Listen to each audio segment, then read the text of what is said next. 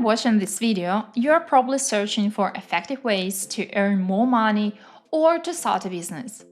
Maybe you're unsure how to begin, or you're looking for practical and effective tips and suggestions. Recently, I read an incredible book called Million Dollar Weekend, and I believe it's packed with really valuable and actionable tips for anyone looking to launch or improve a business.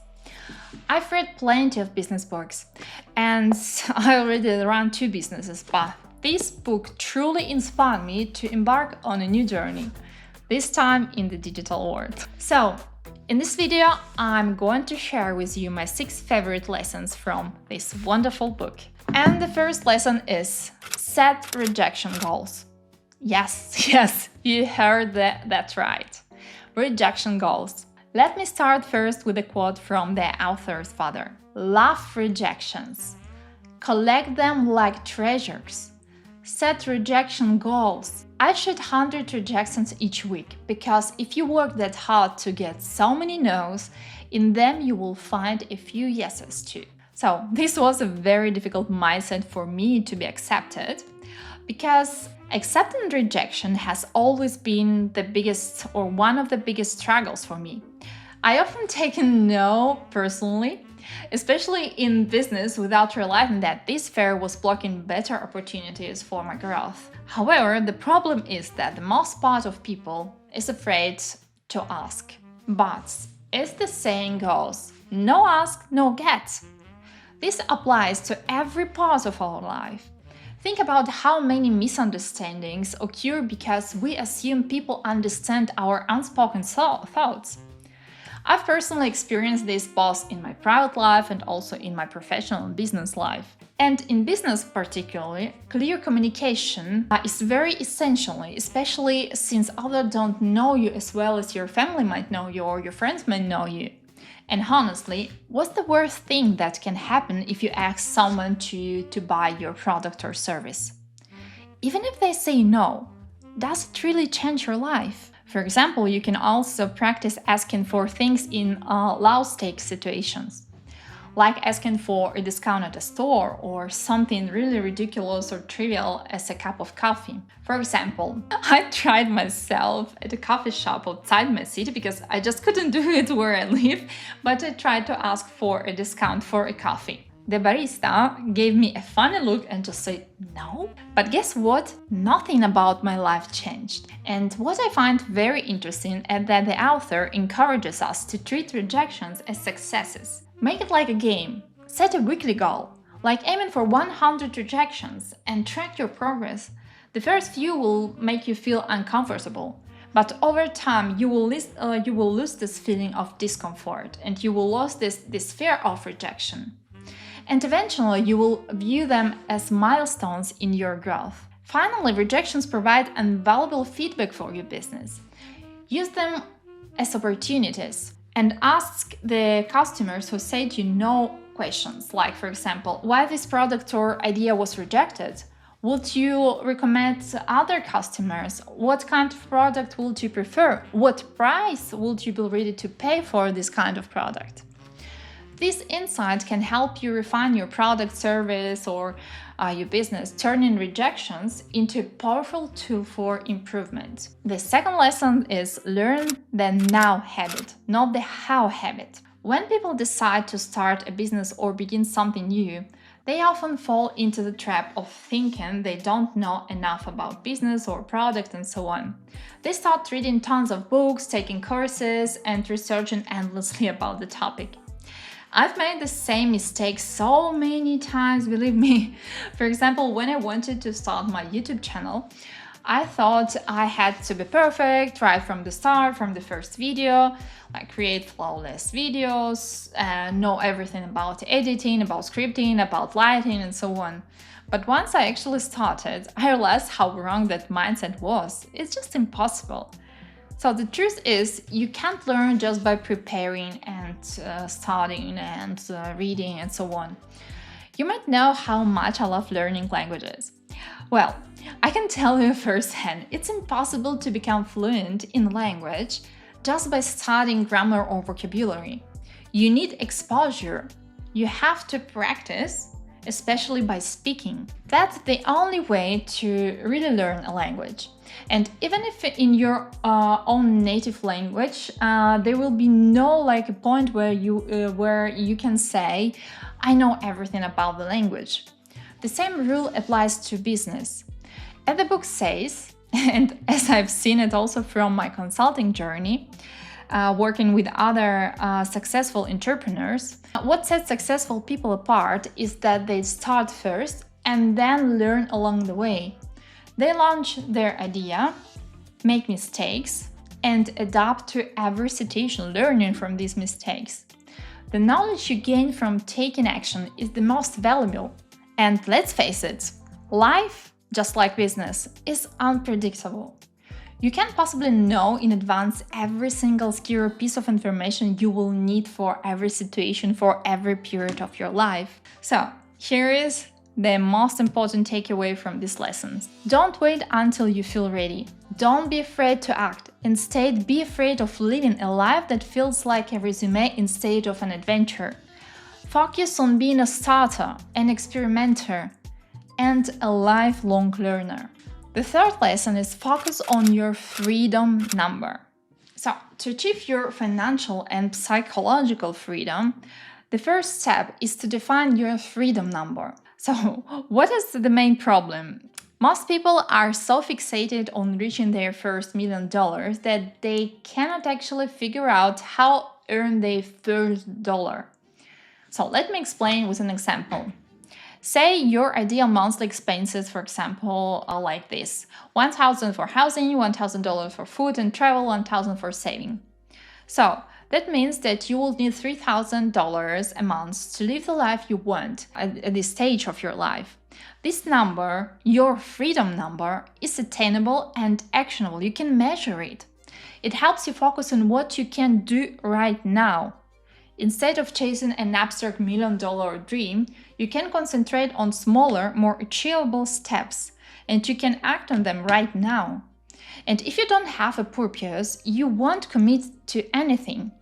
And when you are not committed, you will find yourself distracted by everything on your way. So that's why it's crucial to break down your goals into smaller, specific targets. So, for example, if your business goal is to grow your audience, instead of vaguely saying, I want a bigger audience, say, I want to collect 100,000 email addresses or followers and so on. It's not enough to saying something like, I want to be rich or I want to increase my turnover.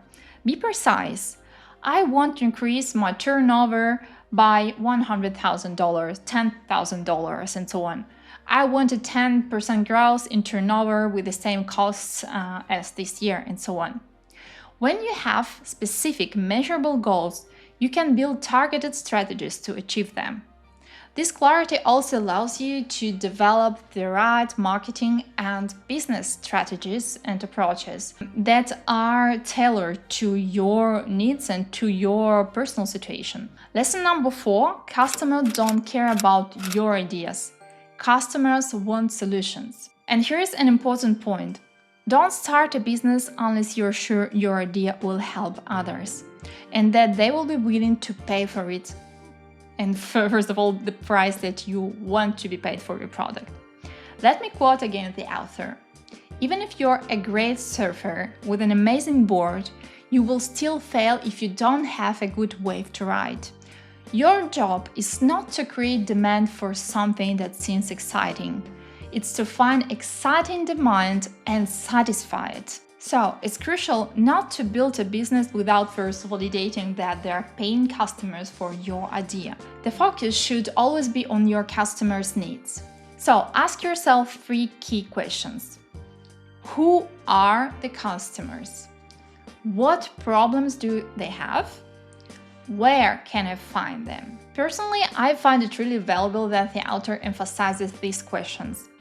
One thing I would add is that it's essential to understand who your customers are, not just in terms of their age, gender, or hobbies, but also where they're from. Let me explain. For example, in our hotel on Lake Garda in Italy, Italians make up just 5% of our customers. Around 50% are from German-speaking speaking countries, and the rest come from all over the world. Each nationality may have different expectations and preferences.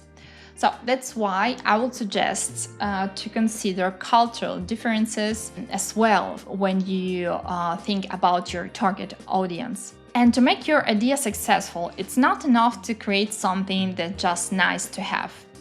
You need to create something that people will need, so like a must-have solution, a painkiller, a true medicine, not a vitamin. You want to solve a real problem, not just offer something that sounds cool or might be cool to have. The author recommends talking to people to understand their problems, whether through interviews, reading forums, or browsing social media, or talking to your friends, for example, what needs do they have. For instance, if your target audience is, for example, young moms, talk to them.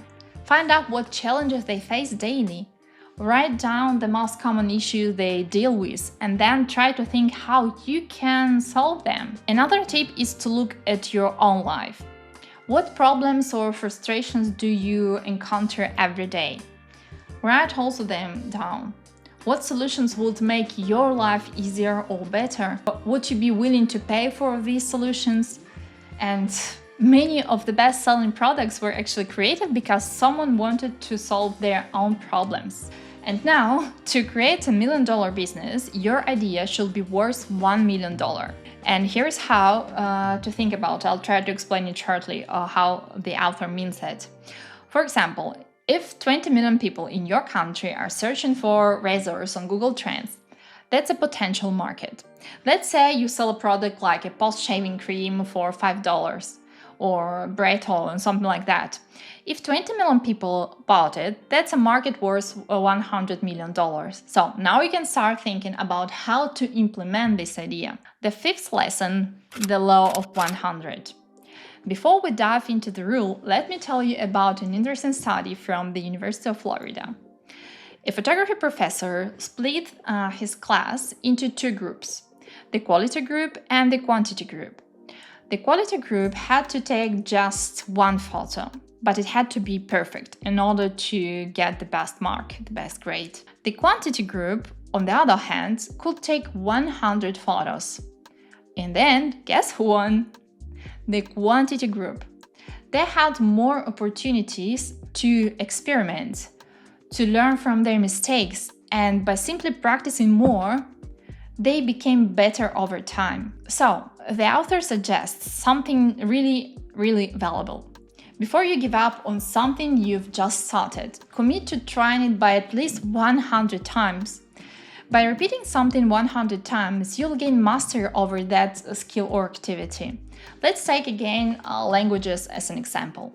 If you talk to a native speaker just once, you're probably going to make a lot of mistakes, and you might end up feeling discouraged, and maybe you will stop to learn the language, thinking that you're not good enough or don't have talent for it. But think about it.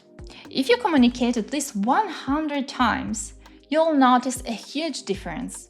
You'll improve gradually, and each attempt will make you better and better over time. So, if you want to become a YouTuber, set a goal of 100 videos before even considering giving up.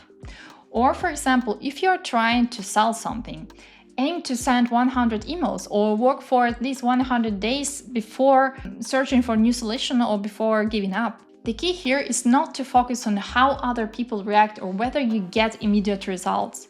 The main goal is to get the practice, learn from your mistakes, and adjust your tactics along the way. Lesson number 6.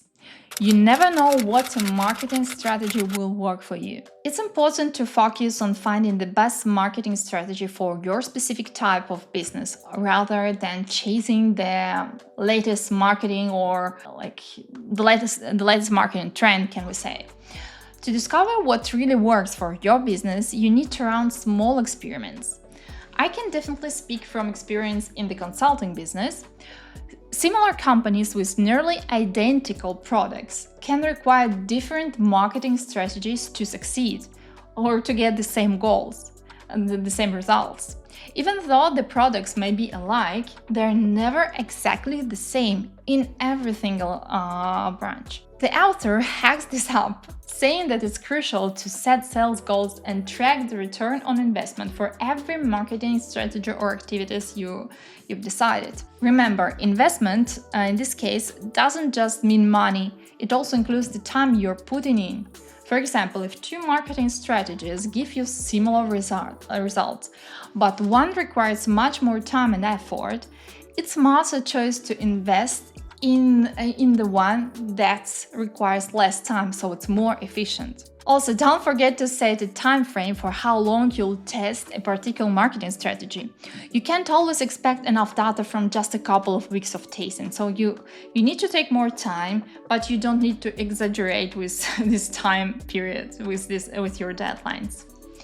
If you enjoyed this video, I'll leave you a link to the story about how we started our hotel business, and I'll see you in another YouTube video. Thank you for watching me. Thank you for your time. Bye.